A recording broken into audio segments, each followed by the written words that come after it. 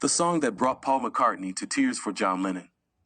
Did you know that "Think About Me Every Now and Then, My Old Friend" were supposedly the last words John Lennon ever said to Paul McCartney before John was murdered in 1980 in New York?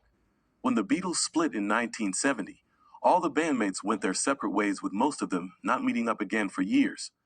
The bandmates became absorbed into solo careers, family life, and external friendships. Hatred was far from the word, but the four clearly needed space.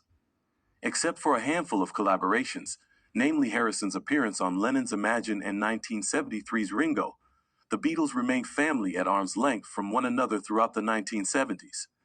In Paul McCartney's recent book, The Lyrics, 1956 to the present, he said, "When we broke up and everyone was now flailing around, John turned nasty. I don't really understand why. Maybe because we grew up in Liverpool, where it was always good to get in the first punch of a fight." John then criticized his former band when he released his first solo album in December 1970, making tensions worse. However, they put aside their differences before the end, with John revealing his true thoughts just days before his untimely end.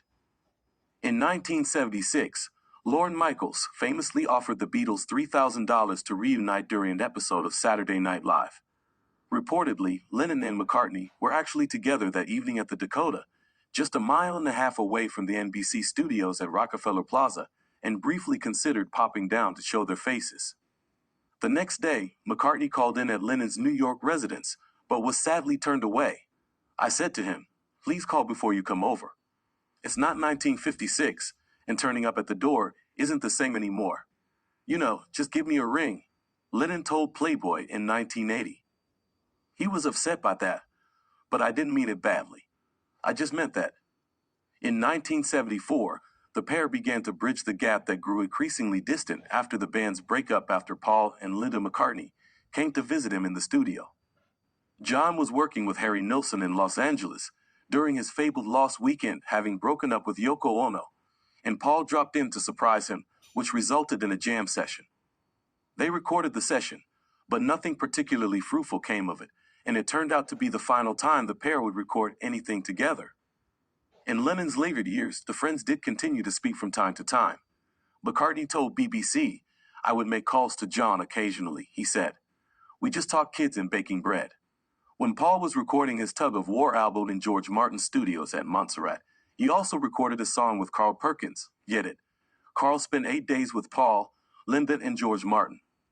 It was a great time between old friends who had shared such a legendary musical past. The night before he left, a song came to Carl that summed up his warm feelings about the visit, and he couldn't get it out of his mind. It was so strong that Carl didn't even write it down, which he said was strange for him, because he usually always wrote his songs down immediately. In the morning, Carl Perkins sang the song, which he named My Old Friend, for Linda and Paul, saying it was his gift for having him as a guest. Halfway through the song, after singing "If We Never Meet Again This Side of Life," in a little while, "Over Yonder, Where There's Peace and Quiet, My Old Friend, Won't You Think About Me Every Now and Then?" Tears streamed down Paul's face, and he stood up and stepped outside. Not knowing what was wrong, Carl stopped, a bit shaken. Linda warmly put her arms around Carl and thanked him. She said the song was getting Paul to finally connect with his grief over John Lennon's death. Linda explained that the last time Paul talked to John, he had sent the same line to Paul: "Think about me every now